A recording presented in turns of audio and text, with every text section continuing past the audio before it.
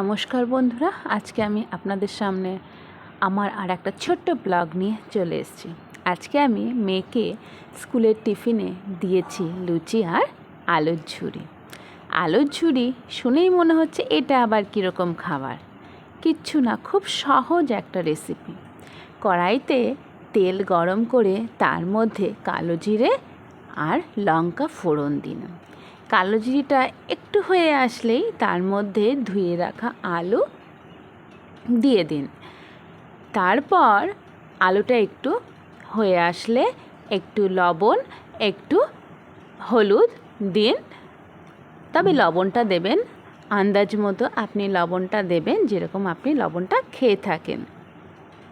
আলুটা এবার হয়ে আসলে আপনি আলুর মাঝখানটায় একটু তেল দিয়ে তার মধ্যে ফ্যাটানো ডিমটা দিয়ে দিন। এবার ডিমটা ভাজা ভাজা হয়ে আসলে আপনি আলুটা একটু নাড়াচাড়া করে নামিয়ে গরম গরম লুচির সঙ্গে পরিবেশন করুন। ধন্যবাদ।